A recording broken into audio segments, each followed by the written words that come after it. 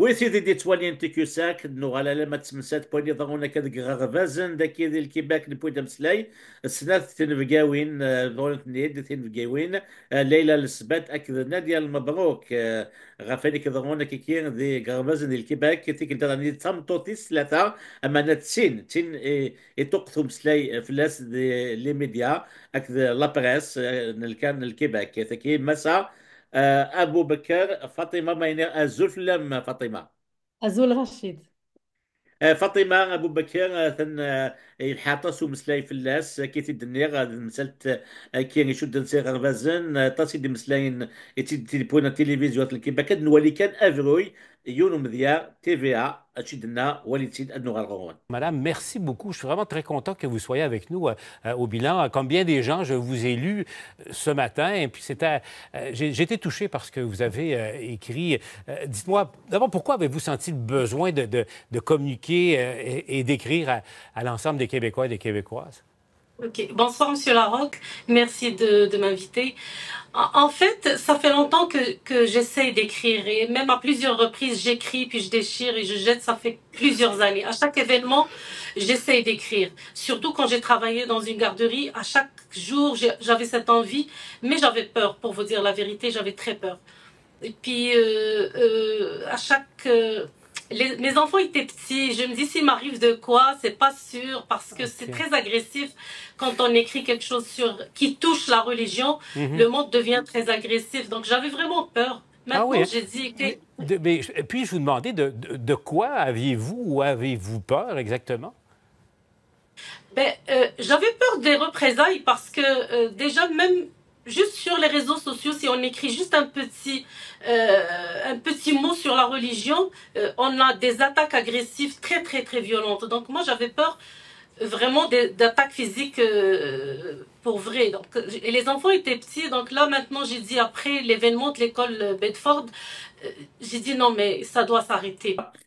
Fatima Aboubaker, comme vous avez deux garderies, ça fait plus de 20 ans, exactement en 2005, que vous êtes au Canada. Euh, et puis, nous allons discuter un peu de ce qui vient de se passer. D'abord, merci d'avoir accepté notre invitation, Fatima. Ça me fait plaisir, Rachid. C'est un plaisir pour moi. Fatima, donc, ça serait bien si vous pouvez nous relater maintenant tout ce qu'on sait, c'est que l'affaire elle a éclaté avec l'école Bedford suite à une enquête journalistique qui a été portée au niveau politique par une députée marocaine d'origine berbère aussi, c'est Areski Maroua. Donc ensuite, il y a eu une enquête au niveau du ministère de l'Éducation qui a été menée. Et c'est à partir de là, on a vu votre nom rebondir parce qu'apparemment, vous avez écrit un joli article dans le journal Le Devoir. Et je vous invite à le lire, ceux qui nous regardent, et vous êtes en train de le voir. C'est Ne plus tolérer l'intolérance. C'est le titre qui est apparu le 22 octobre dans le journal Le Devoir et qui a donné la suite à cet article-là. On a vu plusieurs fois Madame Fatima Aboubakr. Donc, ça serait bien si vous pouvez nous dire qu'est-ce qui a poussé Fatima à écrire cet article-là, ne plus tolérer l'intolérance, Fatima. Oui, d'accord. Je vais vous expliquer un petit peu le déclencheur de tout ça.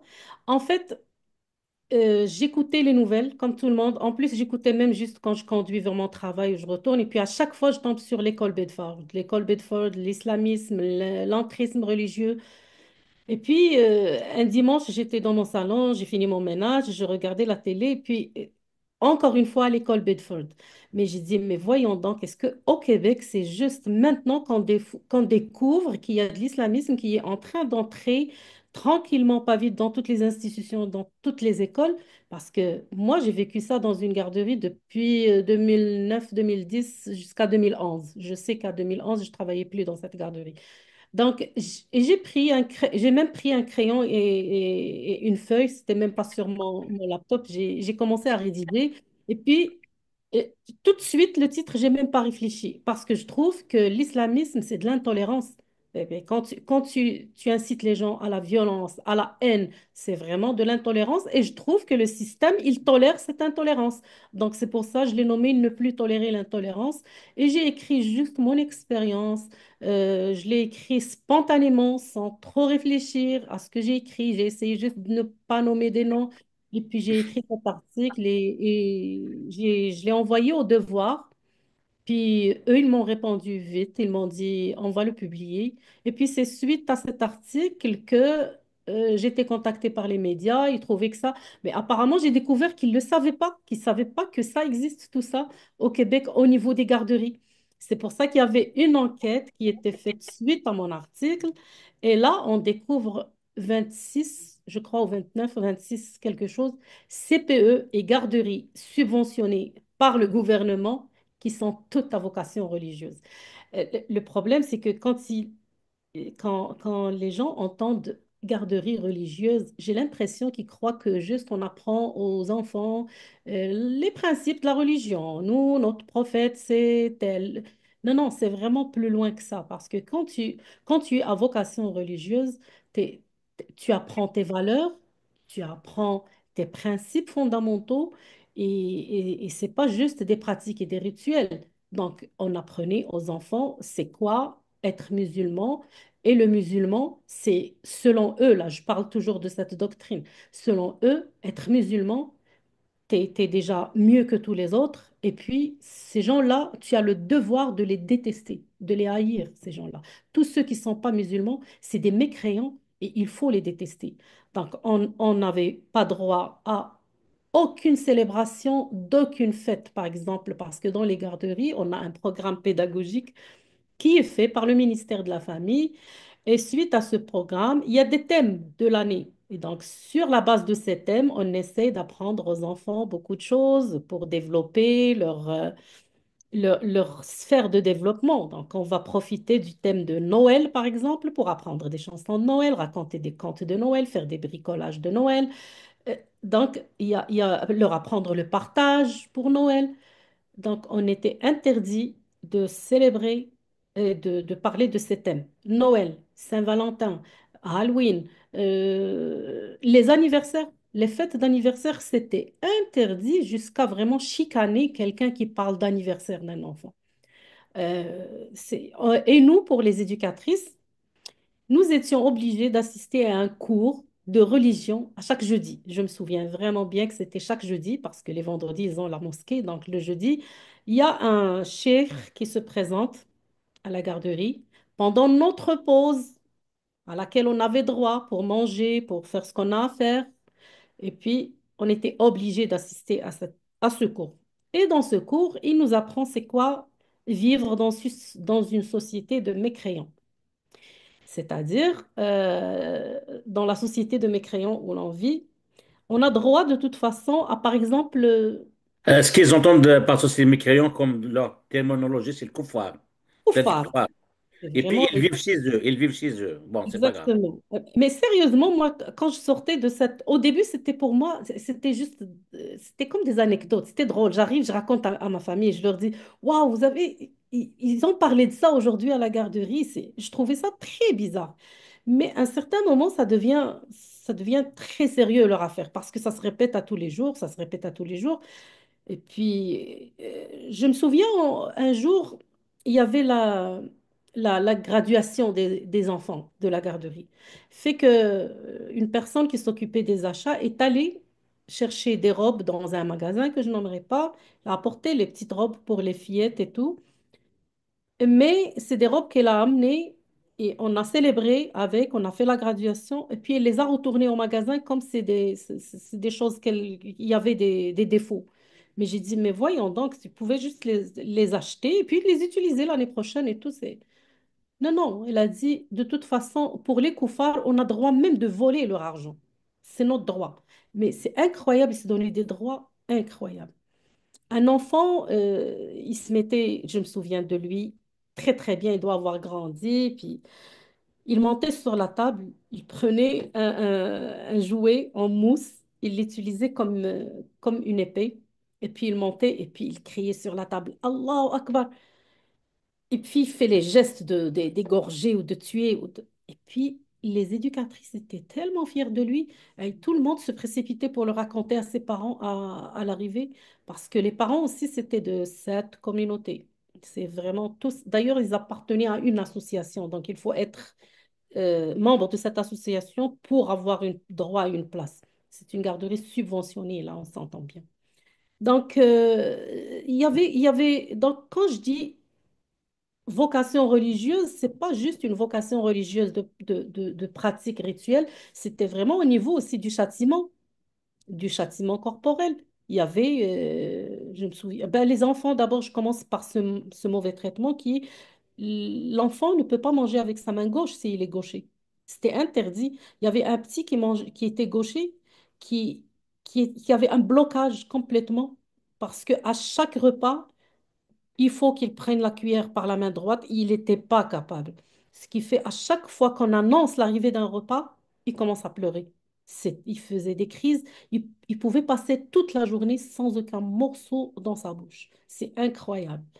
Puis il y avait enfermé un petit garçon dans la salle de lavage pendant quelques minutes dans le noir pour lui faire peur. Il y avait vraiment de l'éducation, on va dire là vraiment du Moyen Âge. C'était de l'éducation avec de la violence, euh, avec une violence verbale aussi, qui vraiment rabaisse l'enfant.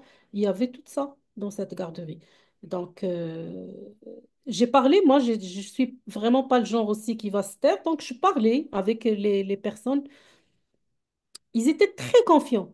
Rachid, je peux te dire qu'ils n'avaient même pas peur. Ils étaient très confiants de ce qu'ils font. En plus, à l'époque, le patron était quelqu'un de très proche au député du Parti libéral à l'époque, je me souviens, c'était le gouvernement libéral. Il venait même le visiter à la garderie. Il y avait des ministres qui venaient le visiter à la garderie. Il était tellement fier. Mais, et puis, il avait aussi, je crois ils ont eu plusieurs garderies. En tout cas, c'était une quand j'ai travaillé, mais ils avaient une école. C'est-à-dire, tous ces enfants, c'est eux-mêmes qui vont graduer, qui vont aller dans leurs écoles. Donc, imagine l'endoctrinement qui commence à 18 mois et qui continue à l'école. Je sais pas, il travaillait fort pour avoir des écoles aussi secondaires. C'était vraiment dans ses valeurs et ses principes. Et il le savait très bien que tout passe par l'éducation. Il le disait dans ses réunions, il dit que tout passe par l'éducation. Et si on veut un jour gouverner ce pays, il faut qu'il y ait plusieurs écoles, plusieurs garderies. Et j'imagine, selon moi, que c'est eux-mêmes qui sont maintenant dans les universités et qui font beaucoup de troubles dans les universités, à mon avis. Donc, c'est Tout pour à ça que fait. j'ai écrit l'article, j'ai dit, ça me fait quand même, c'était trop spécial que les gens ne le savent pas. Ils se cachaient pas, les gens, ils ne se sont pas cachés. Donc, c'est ça. Bravo. Ils ont pris, on dirait, Fatima, nous sommes issus des pays nord-africains, l'Algérie, le Maroc. Euh, les islamistes, ils ont pris en otage les institutions éducatives et comme on dirait même, ils fuient la misère de là-bas, ils viennent ici et s'installent dans ce merveilleux pays d'accueil, le Canada et le Québec. Et puis, ils essaient de ramener leur modèle, modèle d'échec de chez eux. Ils viennent ici, ils imposent un peu leur modèle, ils veulent transformer la société. Et je trouve un peu bizarre dans cette affaire-là. C'est vraiment, Oui, c'est quelque chose qu'on n'arrive pas à comprendre, n'est-ce mais, pas? mais, mais personne n'est capable de comprendre ça. C'est très difficile à comprendre, très compliqué à comprendre. Mais je te dis, ces gens, quand ils partent de nos pays, pour parler de nos pays, là, qu'on connaît, c'est pour des raisons juste économiques. Ils partent pas comme toi et moi peut-être et d'autres personnes ont voyagé quand même, ont immigré pour avoir une qualité de vie. Bon, la qualité de vie, la liberté surtout, la Et liberté. surtout une qualité de vie avec une liberté. Voilà. Eux, ils quittent nos pays pour juste trouver un emploi. Je crois que c'est ça. Moi, à mon avis, en plus, il faut dire que dans nos pays, et je vais encore une fois parler du Maroc pour pas nommer d'autres, et ils le savent. Et j'imagine que nous, en Afrique du Nord, on est même beaucoup plus développés que d'autres pays arabo-musulmans, si je peux me le permettre. Mais on arrive quand même d'une éducation d'oppression. L'oppression, c'est de la naissance, il y a de l'oppression. Il y a des gens qui vont venir me dire, mais non, c'est pas tout le monde. Mais on parle de la majorité. Je ne parle pas des petites minorités. Mais tu es opprimé par la famille, opprimé par la société, opprimé par le système, opprimé à l'école. Euh, Dès le jeune âge, il n'y a pas une égalité entre frères et sœurs. Dès le jeune âge, il faut écouter celui qui est plus vieux, celui qui a une autorité, celui qui a de l'argent. Dès le jeune âge, il y a une oppression. Cette oppression, déjà, tu peux même pas parler de liberté. Le mot liberté, il est quasiment vu comme une délinquance. Mais si moi je dis je veux partir au Canada parce que j'aime bien être libre, mais l'image que ça va venir dans la tête de tout le monde, c'est que je veux, je sais pas quoi, être une délinquante. Si un jeune garçon dit qu'il parle de liberté, c'est qu'il veut se droguer, il veut faire... Le mot liberté, il est quasiment interdit de parler, au sens où même dans notre éducation, ben, on appartient à nos parents. C'est vraiment... Jusqu'à maintenant, moi, je vois des vidéos, par exemple, des jeunes Marocains qui font des vidéos sur TikTok, sur les réseaux sociaux. Et puis, c'est normal pour eux de montrer une maman qui gifle un homme là, de 24, de 30 ans, qui lui donne une gifle sur la face. Et puis, pour lui, c'est juste normal, c'est pas un problème. Même dans les séries maintenant de télévision, on peut voir ça. Les parents, tu vis dans la manipulation de tes parents, de ta société. Il faut plaire à la société. Il faut répondre à l'image sociale. Il faut entrer dans le moule tracé par la société. Donc, à un certain moment, tu arrives ici parce que tu voulais juste décrocher un emploi, trouver une situation mieux. Tu te trouves avec une liberté. Donc, tu sais même pas c'est quoi la liberté. Pour toi, ça fait juste quelques jours que ça voulait dire quelque chose de mauvais. Là, tu arrives ici, tu veux. Ouais, non, non, tu peux écrire ce que tu veux, tu peux dire ce que tu veux, tu peux manifester comme tu veux. C'est pour ça que tu commences à casser, à être violent, à insulter, parce que tu n'as pas une éducation à la liberté. Et on n'est jamais majeur dans nos sociétés. Tout à fait. Petit peu, l'homme, il peut acquérir une petite majorité sur des domaines, mais pas sur tout. Mais les femmes, ils sont jamais majeurs dans nos sociétés. C'est terrible. Elles sont toujours considérées comme des mineurs à vie. Oui, toujours des mineurs. Toujours, il faut qu'ils Ouais. suivent quelque chose. Il faut qu'ils suivent quelqu'un. Je crois que dans la loi, je crois le Maroc maintenant a donné une majorité aux femmes à un certain âge, mais à ce que j'ai entendu dans d'autres pays, la femme est jamais considérée comme majeure. Donc, Hmm. moi, j'imagine quand tu arrives de ce genre d'éducation, de rabaissement, d'inégalité, d'oppression, et que je te donne tout ça. Je te donne le respect, tu as l'égalité de chance et tu es libre. Qu'est-ce que tu veux? C'est comme si tu mets dans un enfant qui n'a jamais vu un jouet et tu le mets dans le Toys R Us et tu le laisses. Tu as deux cas. Ou bien quelqu'un va regarder, va observer, va essayer d'apprendre c'est quoi ces choses-là. Ou bien tu as un autre qui va commencer juste à sortir toutes les choses, à les casser, à les briser, à détruire le magasin. Et je crois que l'immigration maintenant, et surtout ces dernières années, moi j'observe de mon coin, ces dernières années, c'est des gens qui sont vraiment pas prêts du tout, du tout, du tout à vivre en Occident. D'ailleurs, ils apportent tout ce qu'ils ont eu dans leur vie, du pays qu'ils ont laissé, et ils veulent le reproduire. Mais c'est incroyable, juste cette explosion du voile des femmes. Mais, mais moi, je connais des Marocaines qui ne sont pas voilées au Maroc. Mais une fois ici, elles vont porter le voile.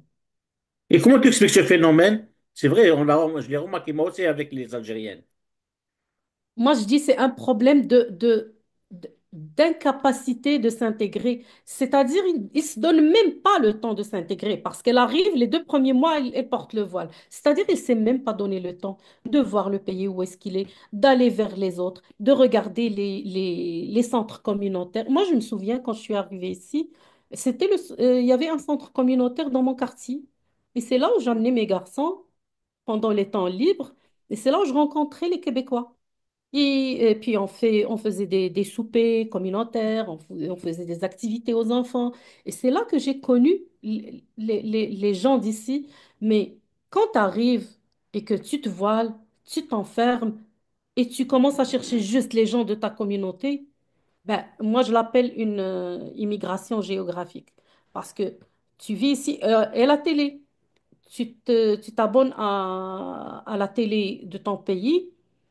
Je t'assure qu'il y a des gens ici, maintenant, tu leur poses la question, c'est qui le Premier ministre du Québec? Ils ne sont pas capables de le connaître. Ils Par contre, sont... ils connaissent ceux d'Algérie ou de Maroc. Oh, exactement. Ils sont Et tout le temps branchés là-bas. ils, Oui, ils sont oui, branchés là-bas. Et je te dis, pire que ça, il y a même des intellectuels, on va dire, qui ont quitté le Maroc, par exemple, qui sont venus ici, artistes et, et intellectuels qui sont là. Ils sont très actifs sur les réseaux sociaux. Mais tous leurs réseaux sociaux, tous leurs lives s'adressent aux Marocains du Maroc. C'est- Ça s'adresse même pas aux gens d'ici, c'est en arabe et on s'adresse juste aux Marocains du Maroc. Mais j'ai l'impression que, mais à quoi sert? C'est vraiment un but lucratif, pas plus que ça. oui. Tu viens au Québec, Canada, pour trouver un travail parce que tu as de la misère là-bas et puis tu as beaucoup d'indemnités. Quand tu as des enfants, tu as des allocations et ça, c'est des choses qu'ils connaissent par cœur. Par exemple, les droits, ils les connaissent. Le bien-être social, comment tirer profit du système. Oui, Ah ils oui, connaissent tout. Oui, mais moi, je me pose la question. Par exemple, quand je vois, moi, j'observe beaucoup. J'aime observer et puis oui, analyser. Je vois le, par exemple, j'écoutais la radio. Ça oui, fait 2 jours et puis j'écoutais un chiffre. Ils disent que le nombre de manifestations qui étaient cette année à Montréal, c'était plus que 550 manifestations.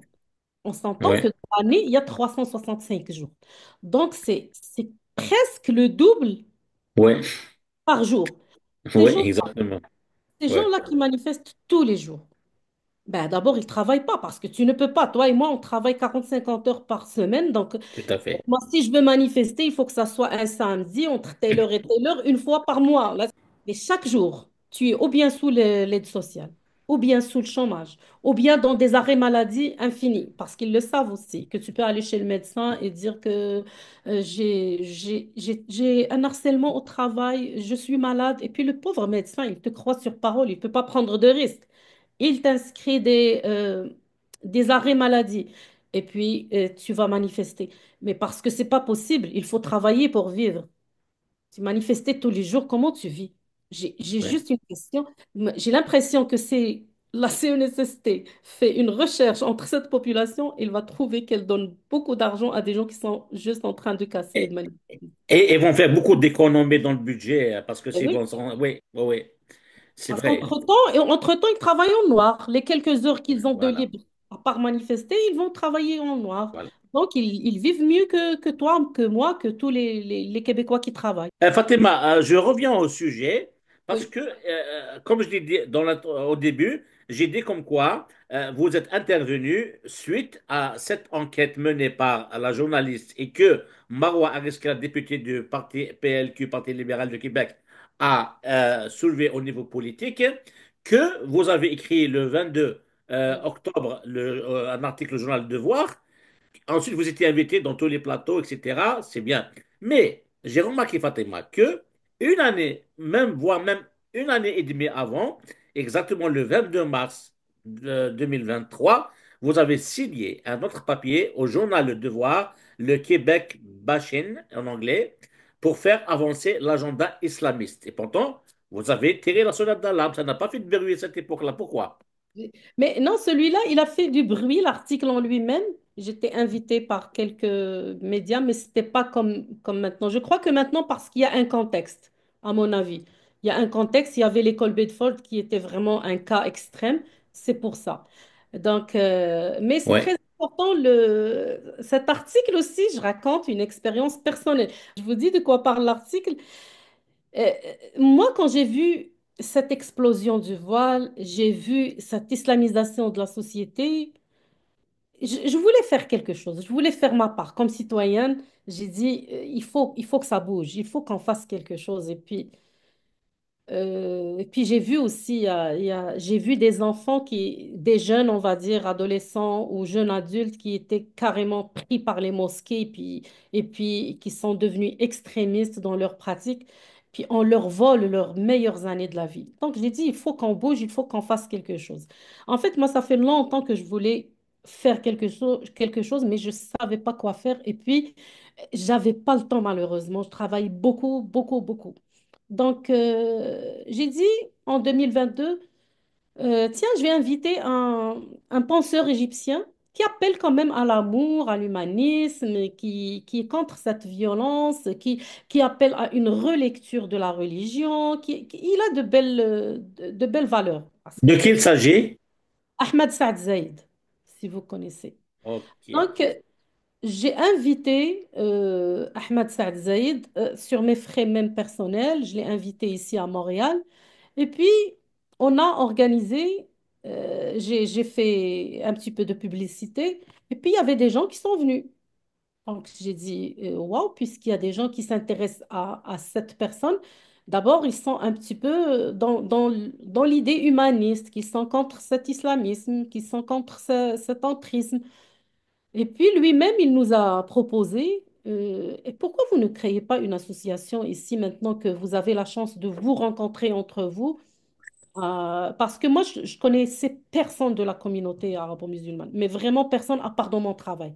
Je n'avais aucun rapport avec personne parce que je voulais vraiment que l'éducation de mes garçons soit loin de toute influence. Ce qui fait, je me suis retirée et puis je ne les connais pas.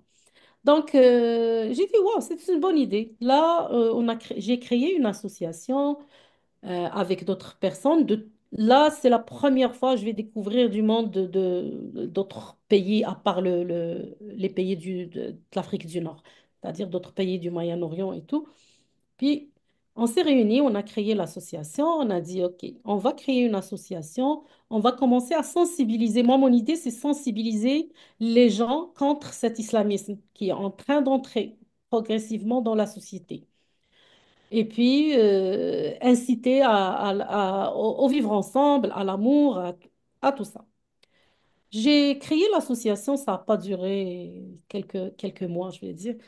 Puis je commence à voir des comportements quand même bizarres. D'abord, on n'était pas plusieurs femmes, il y avait moi et une autre, je crois, une ou deux autres. D'abord, les quelques hommes qui étaient là, ah ben, c'est eux qui veulent commander. Et ils commandaient même la tiers-mondiste, là, de façon de commander. C'est eux, au point où on avait un groupe WhatsApp, et puis, par exemple, il y a une discussion et que j'écris mon avis, supposons, il y a quelqu'un qui va prendre le téléphone de ces hommes et qui m'appelle et qui pour me dire, enlève le commentaire que tu viens d'écrire. Et je- puis, un jour, on avait fait comment on appelle ça, une conférence, on avait invité quelqu'un pour parler sur Zoom. Puis il y avait l'intervention d'une femme de la Syrie qui a parlé du meurtre de sa fille par Daesh, par l'État islamique. Et Mhm. elle a parlé de ça, elle a dit, elle a vécu vraiment une terreur, cette femme. Puis on a fini la rencontre. Après cette rencontre, l'autre femme qui était avec nous dans l'association, c'est elle qui s'occupait du marketing de l'association. Donc, pour mettre sur la page Facebook de l'association un extrait de ce qu'on a fait, elle a mis l'extrait où il y avait la femme qui parlait du meurtre de sa fille par Daesh, les qualifiant de terroristes. Et puis, ils se sont levés, là, vraiment, deux, trois hommes. Et je te dis, tous les membres étaient des gens, la plupart, c'est des ingénieurs, c'est des enseignants dans les universités d'ici, à McGill, à Toronto, à Saskatchewan. C'est vraiment des universitaires qui se sont levés et qui ont dit, l'extrait où c'est écrit terroriste, il faut que tu l'enlèves.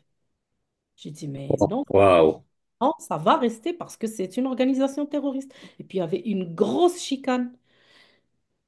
Pendant ce temps-là, venait et puis eux, ils ont commencé à proposer des noms qui vont faire des conférences, mais des noms fréristes, comme disent en Europe, là, des noms de islamistes, des chouyours qui sont pas vraiment très innocents. Ils commençaient à les proposer. Ils disent, mais nous, on est dans un État démocratique, on veut donner la parole à ces gens-là et aux autres. Mais j'ai dit, ces gens-là, ils ont toute la parole. Ils sont partout. C'est eux qui parlent, c'est eux qui ont les médias. D'ailleurs, avant, ici même au Québec, quand on voulait s'adresser et parler de la communauté musulmane, on va amener un imam d'une mosquée, ils disent qu'il représente la communauté musulmane.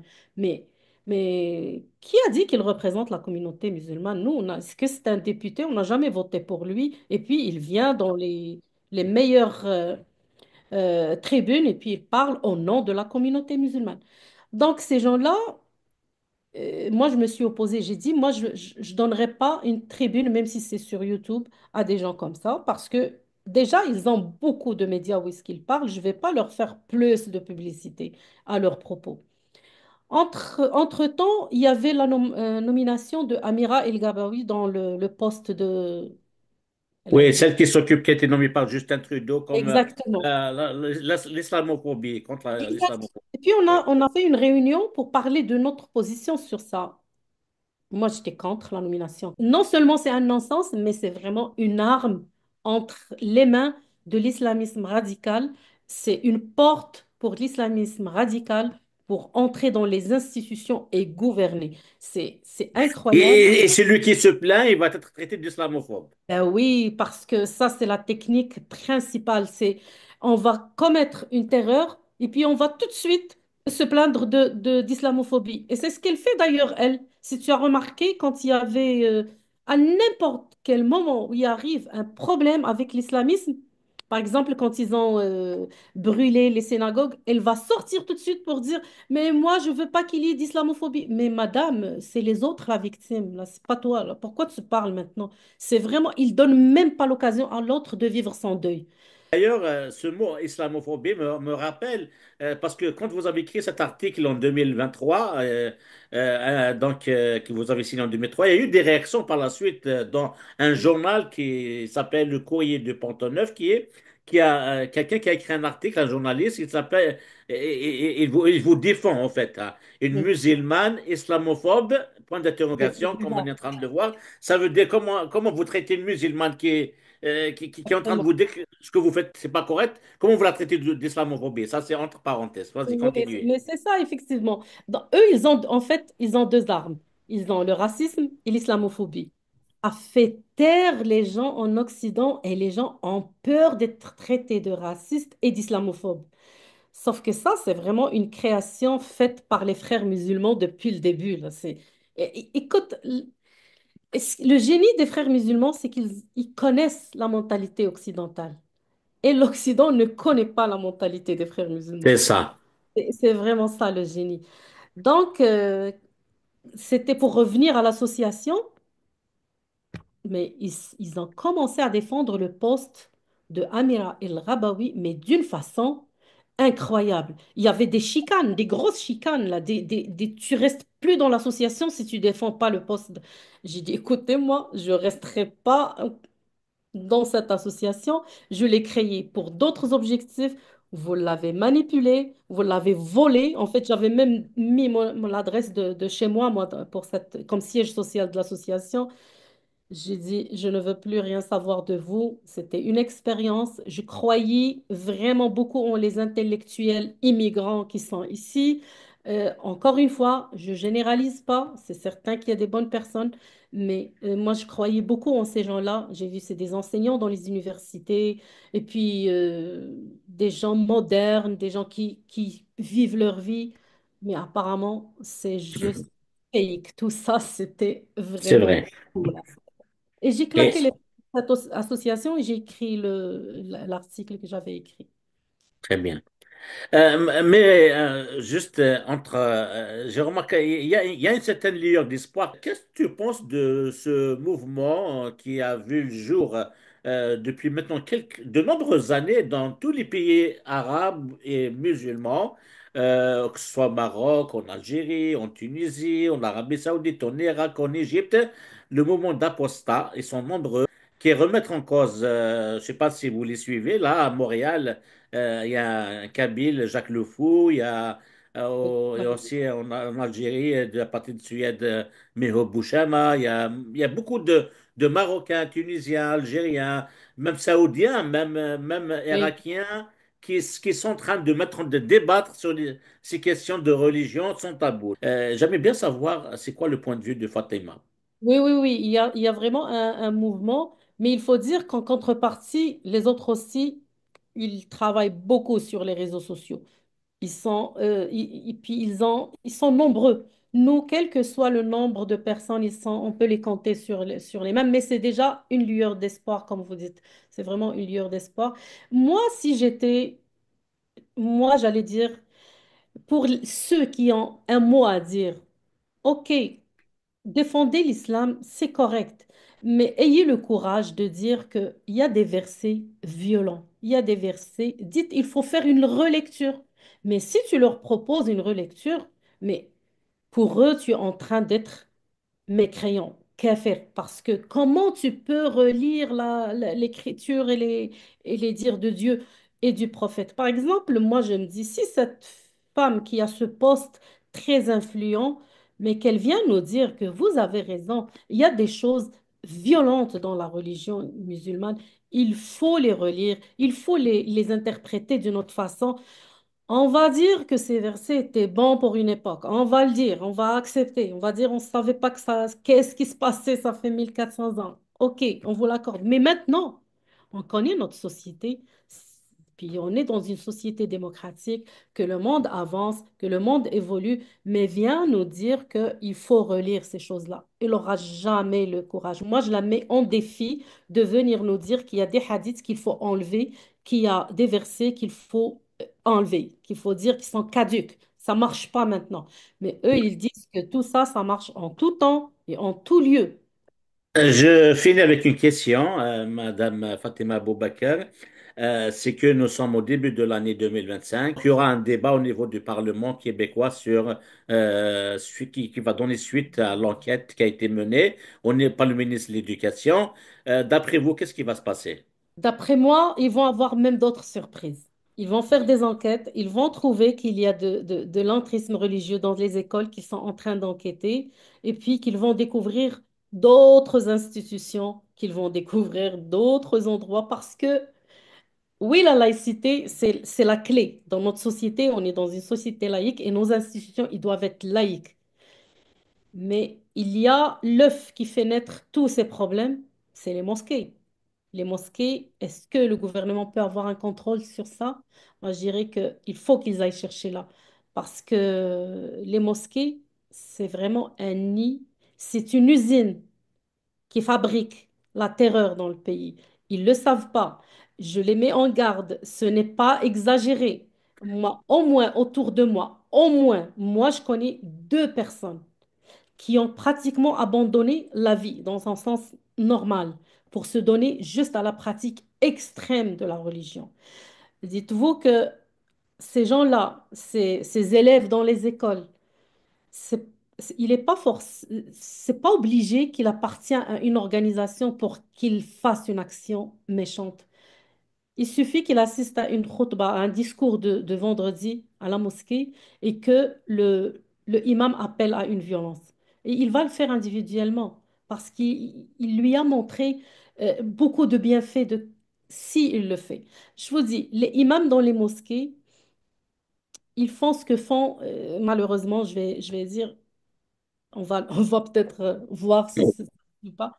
Ils font ce qu'ils font, les proxénètes aux petites filles, aux jeunes filles adolescentes. Hmm, hmm. Ils vont les séduire, les attirer, les endoctriner, bien les entourer, les mettre en sécurité et puis après commencer à les manipuler et puis à les couper du monde autour d'eux, même de leur famille, et puis à les préparer comme une bombe à retardement. C'est vraiment très grave ce qui se passe dans les mosquées. J'appelle le gouvernement du Québec. J'appelle le gouvernement du Québec encore une fois parce que celui du Canada, j'ai juste pas d'espoir. Donc j'appelle le gouvernement du Québec parce que j'ai de l'espoir en le gouvernement du Québec.